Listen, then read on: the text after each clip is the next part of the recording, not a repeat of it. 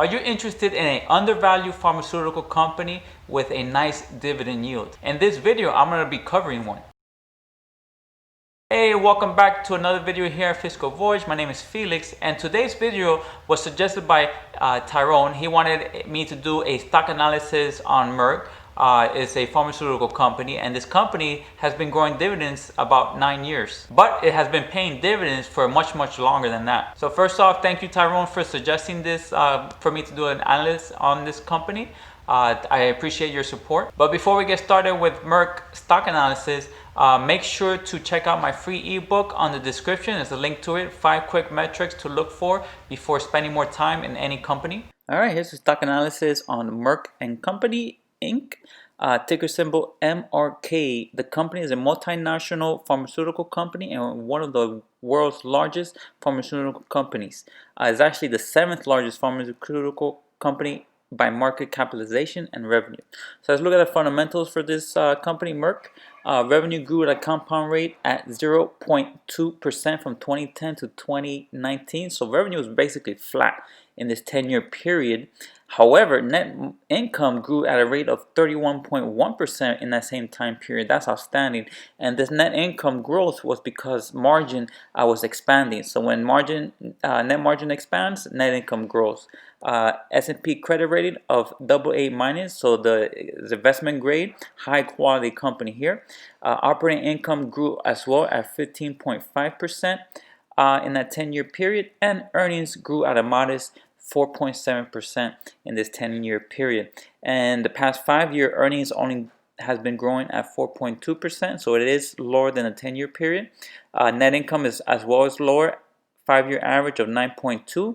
But revenue has been growing, or very modestly, at 1.9% for the past 5 years. So revenue over the past 5 years has slightly grown, almost at a 2% rate. So let's continue more with fundamentals. 2019, the company earned $5.19 adjusted earnings. Net margin came in at 21% for 2019, which was a lot better than 2018 at 14.7%. This is how the company increased that net income substantially over that 10-year period. Return on equity at 17.6 average over the past 5 years. The current yield, however, is 2.86, which is much higher than the S&P 500. But is actually lower than the 5-year average of 2.98%. So might be an indicator that it might be slightly overvalued just by the yield indicator here. 5-year growth rate at 5.01%. Positive news is that the most recent increase of last year was 10.9%. So their actually next dividend announcement should be an increase. They do have a nice payout ratio of only 42.7%. So an increase is very likely in the next dividend announcement. And they've been growing dividends for 9 consecutive years. They have a charter rule points of 7.8. So that's positive there. It's low, but it's good because the company has a very safe yield, a nice yield, and a safe payout rather. I normally like to see a charter rule of 10, 11 or higher, but this company is a very high quality company, so maybe a 7.8 or 8 should be enough, but the most recent increase was 10%, so that's very positive. So I'm projecting around a 8% increase this next announcement. Let's look at the balance sheet for Merck. Debt to cap at only 44%, which is quite not high, but fair.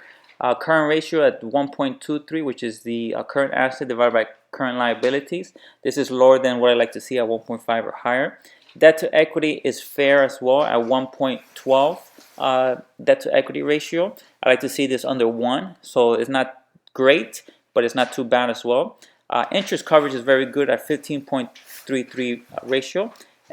Price to book at 7.8 is higher than the 5-year average of 5.4.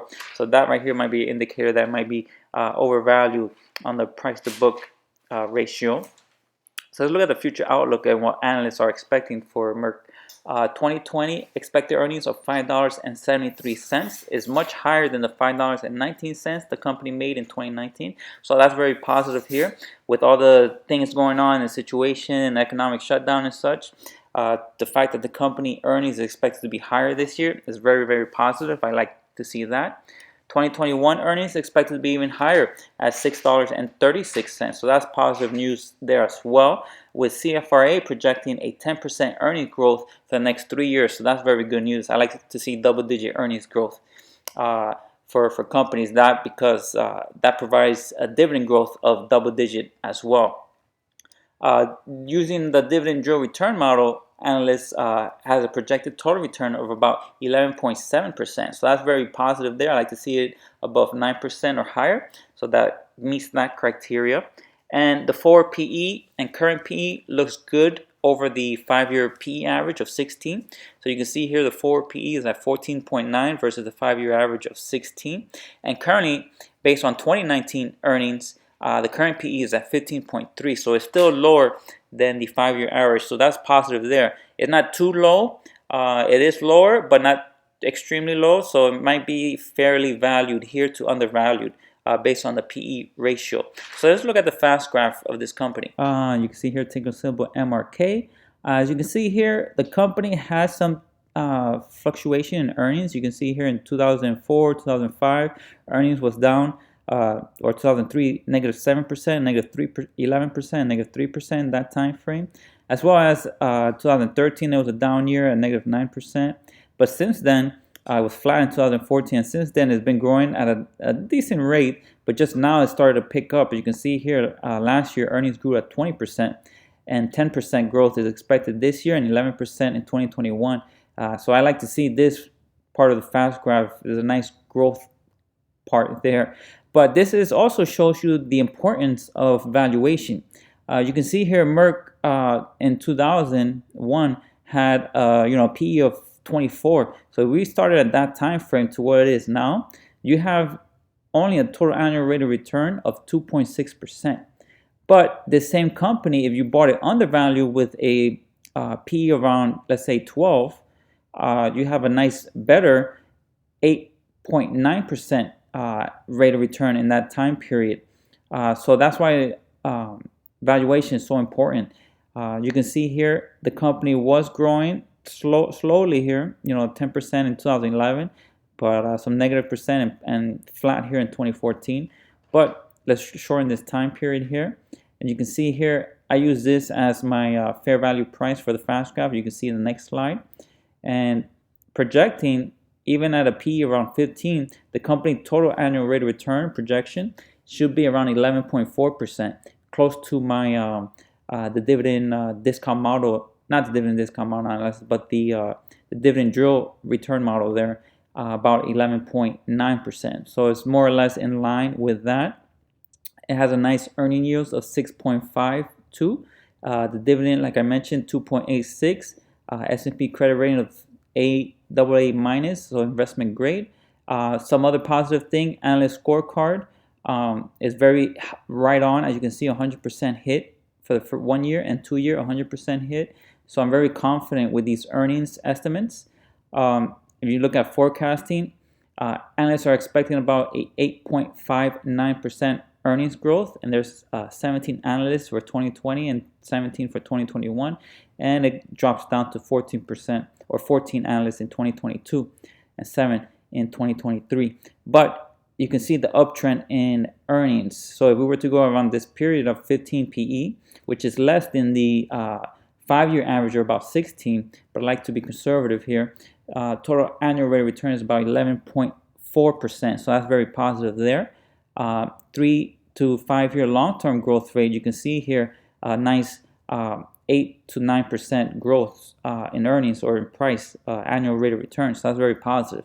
So you can see this company is doing very well.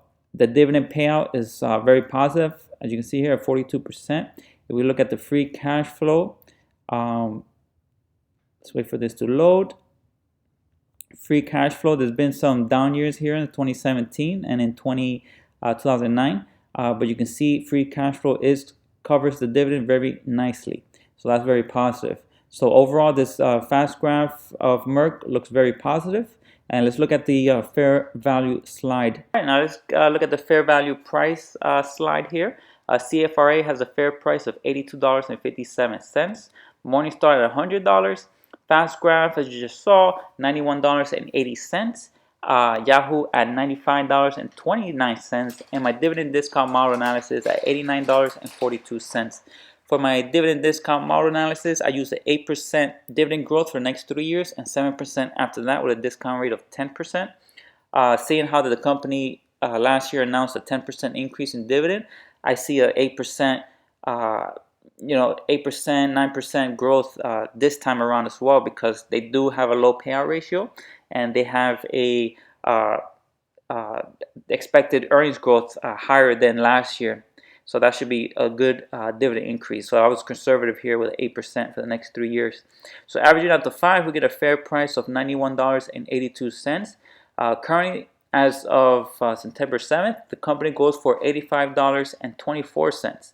That means the company is undervalued by 7.7%, which is not tremendous undervalued. I like to see 10 to 15% undervalued.